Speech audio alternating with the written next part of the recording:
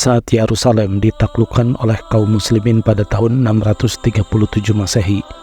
Prosesnya berlangsung tanpa pertumpahan darah, sebab kaum muslimin lebih memilih jalan lain dibandingkan harus berperang. Dalam perjanjian yang dikenal dengan Perjanjian Umar, kaum muslimin menjamin perlindungan bagi penduduk Yahudi dan Kristen di Yerusalem, memberikan mereka hak untuk menjalankan agama mereka dengan bebas.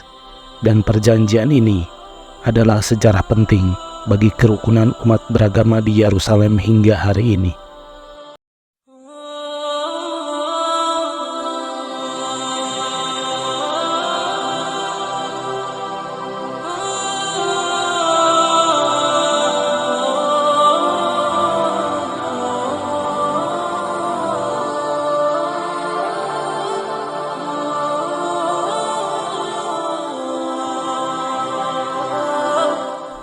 Assalamualaikum warahmatullahi wabarakatuh.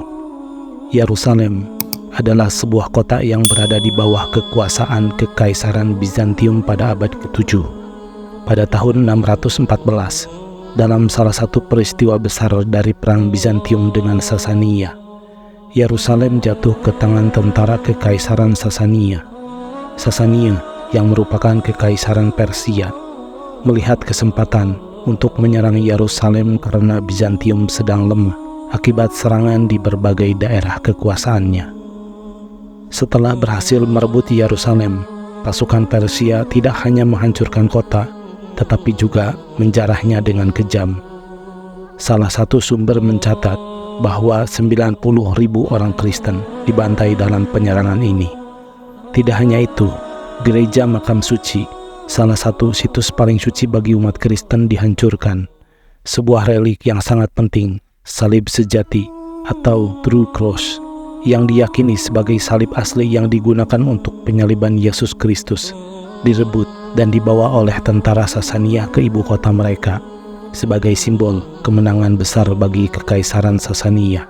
Kekalahan ini merupakan pukulan telak bagi Kekaisaran Bizantium dan umat Kristen. Namun, nasib Yerusalem berubah kembali beberapa dekade kemudian. Kekaisaran Heraklius dari Bizantium, setelah melakukan konsolidasi kekuatan, memulai serangan balik besar-besaran terhadap Kekaisaran Sasania. Pada tahun 628 Masehi, ia berhasil mengalahkan mereka dan merebut kembali Yerusalem. Heraklius mengembalikan salib sejati ke kota itu sebagai simbol pemulihan dan kemenangan kekristenan atas Persia.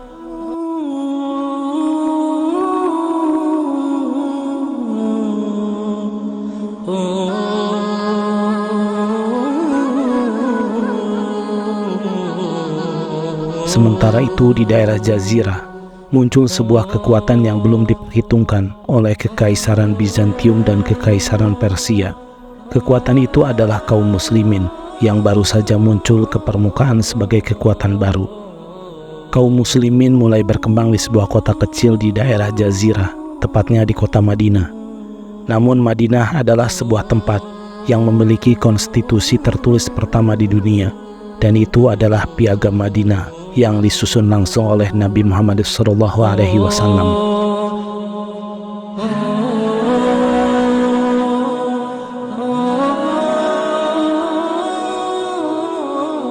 Sekitar tahun 627 Masehi, Nabi Muhammad SAW mengirimkan surat kepada Kaisar Heraklius. Surat tersebut adalah bagian dari serangkaian surat yang dikirim oleh Nabi Muhammad SAW kepada para pemimpin dan raja di sekitarnya untuk mengajak mereka menerima Islam. Namun Kaisar Heraklius tetap menolak untuk menerima Islam dan mengambil tindakan tegas terhadap kemungkinan penyebaran di wilayah kekuasaan Bizantium. Ia bahkan dianggap mengabaikan ancaman yang mungkin ditimbulkan oleh pertumbuhan umat Islam yang pada saat itu telah mulai menaklukkan wilayah-wilayah di sekitarnya. Pada tahun 632 Masehi, Nabi Muhammad SAW wafat dan kepemimpinan kaum muslimin beralih kepada Abu Bakar As-Siddiq, sahabat terdekat Nabi. Setelah wafatnya Nabi Muhammad SAW, beberapa suku Arab mencoba memisahkan diri dari kepemimpinan Islam Hal ini memicu serangkaian konflik yang dikenal sebagai Perang Riddah, yang bertujuan untuk menyatukan kembali Jazirah Arab di bawah pemerintahan kaum muslimin. Abu Bakar As-Siddiq berhasil memenangkan konflik ini dan memperkuat kekuasaannya di Jazirah Arab. Setelah stabilitas di dalam negeri tercapai, Abu Bakar As-Siddiq memulai ekspansi Islam keluar Jazirah Arab.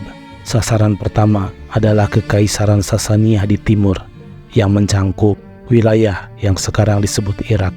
Sementara itu di bagian barat, tentara kaum muslimin mulai menekan Kekaisaran Bizantium. Ekspansi ini tidak hanya didorong oleh motivasi militer, tapi juga keinginan untuk menyebarkan Islam dan menciptakan persatuan di wilayah-wilayah yang dikuasai. Pada tahun 634 Masehi, Khalifah Abu Bakar meninggal dunia dan digantikan oleh Umar bin Khattab. Umar melanjutkan kampanye ekspansi yang telah dimulai oleh Abu Bakar, termasuk di wilayah-wilayah yang dikuasai oleh Bizantium. Salah satu pertempuran penting dalam kampanye ini adalah pertempuran Yarmuk yang terjadi pada bulan Agustus tahun 636 Masehi. Kaisar Heraklius yang masih memerintah Kekaisaran Bizantium berusaha merebut kembali wilayah-wilayah yang hilang dari tangan kaum muslimin dengan melancarkan serangan besar-besaran.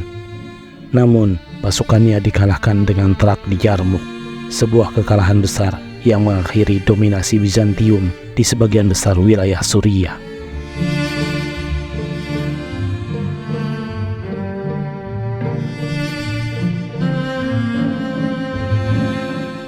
Setelah kemenangan besar ini, Abu Ubaidah bin Jarrah, komandan tentara muslimin di Suriah, mengadakan dewan perang untuk membahas langkah berikutnya. Pilihan utamanya adalah antara mengepung kota pesisir Kaisarea Maritima atau mengepung Yerusalem, kota yang sangat penting baik secara religius maupun strategis. Karena tidak dapat memutuskan dengan pasti, Abu Ubaidah mengirim surat kepada Khalifah Umar untuk meminta petunjuk. Dalam jawabannya, Khalifah Umar memerintahkan untuk menaklukkan Yerusalem terlebih dahulu. Dengan perintah tersebut, Abu Ubaidah segera bergerak menuju Yerusalem bersama pasukannya. Khalid bin Walid, seorang jenderal terkenal dalam sejarah kaum muslimin, memimpin pasukan berkuda dalam operasi ini. Mereka tiba di Yerusalem sekitar bulan November tahun 636 Masehi. Pasukan Bizantium yang bertahan di kota mundur ke dalam benteng Yerusalem yang telah diperkuat sebelumnya oleh Kaisar Heraklius setelah merebut kembali kota dari Persia. Meskipun kota ini sangat diperkuat, posisi strategis Bizantium sudah sangat terisolasi setelah kekalahan di Yarmuk, karena hampir semua jalur menuju Yerusalem sudah dikuasai oleh pasukan kaum muslimin. Pengepungan Yerusalem tidak diwarnai dengan pertumpahan darah. Sebaliknya, pasukan kaum muslimin memutuskan untuk mengepung kota secara perlahan hingga pasukan Bizantium habis dan negosiasi penyerahan diri bisa dilakukan tanpa pertumpahan darah. Strategi ini terbukti berhasil karena setelah pengepungan yang berlangsung selama 4 bulan, para penduduk Yerusalem yang sebagian besar adalah Kristen akhirnya menyadari bahwa mereka tidak bisa mempertahankan kota lebih lama lagi. Dan pada bulan Maret tahun 637 Masehi, Patriark Yerusalem, Sophronius, menawarkan penyerahan kota dengan syarat bahwa hanya Khalifah Umar bin Khattab yang bisa menerima penyerahan mereka karena mereka menganggapnya sebagai pemimpin yang adil. Sophronius berharap bahwa dengan mengundang Khalifah Umar langsung, ia bisa menegosiasikan kondisi penyerahan yang lebih menguntungkan bagi penduduk Kristen di Yerusalem. Awalnya, seorang komandan kaum muslimin, yaitu Surahbil bin Hasanah, menyarankan agar Khalid bin Walid yang penampilannya sangat mirip dengan Khalifah Umar dikirim sebagai perwakilan.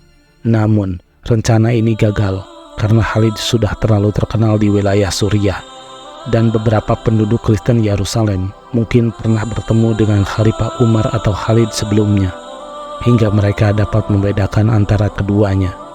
Akhirnya, Khalifah Umar memutuskan untuk datang sendiri ke Yerusalem.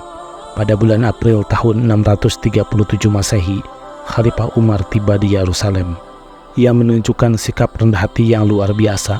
Menurut catatan sejarah, ia memasuki kota dengan sederhana, tanpa iring-iringan kemewahan.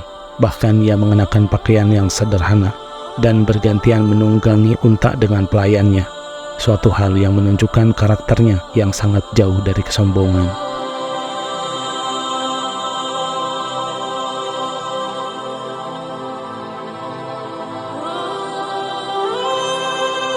Khalifah Umar bertemu dengan Patriark Sophronius, pemimpin gereja Kristen di kota itu, dan dalam sebuah perjanjian yang dibuat oleh Khalifah Umar dengan penduduk Yerusalem, bahwa kaum muslimin memberi jaminan keamanan kepada penduduk Yerusalem, juga memberikan jaminan bahwa tempat-tempat suci Kristen seperti gereja, makam kudus tidak akan dirusak oleh pasukan kaum muslimin.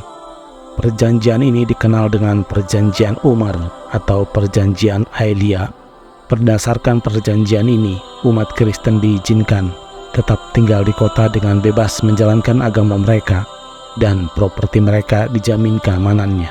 Penyerahan kota Yerusalem kepada kaum muslimin ditandatangani oleh Khalifah Umar dan disaksikan oleh tokoh-tokoh penting seperti Khalid bin Walid, Amr bin Ash, Abdurrahman bin Auf, dan Muawiyah.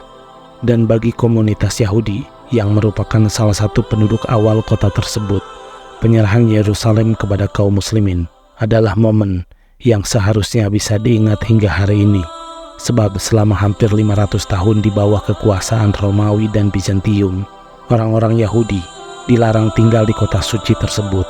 Namun di bawah kekuasaan kaum muslimin, Umar bin Khattab mengizinkan mereka untuk kembali tinggal di Yerusalem dan memulihkan hak-hak mereka yang telah lama hilang. Ada satu peristiwa menarik yang terjadi selama kunjungan Khalifah Umar ke Yerusalem. Saat waktu sholat tiba, Sophronius mengundang Khalifah Umar untuk sholat di gereja makam suci, tempat yang sangat penting bagi umat Kristen. Namun Khalifah Umar menolak tawaran tersebut karena ia khawatir bahwa jika ia menerima undangan tersebut, umat Islam di masa depan mungkin akan mengklaim gereja tersebut sebagai masjid. Umar dengan bijaksana memilih untuk menjaga status gereja makam suci sebagai tempat ibadah umat Kristen dan tidak membiarkan adanya potensi konflik di masa depan.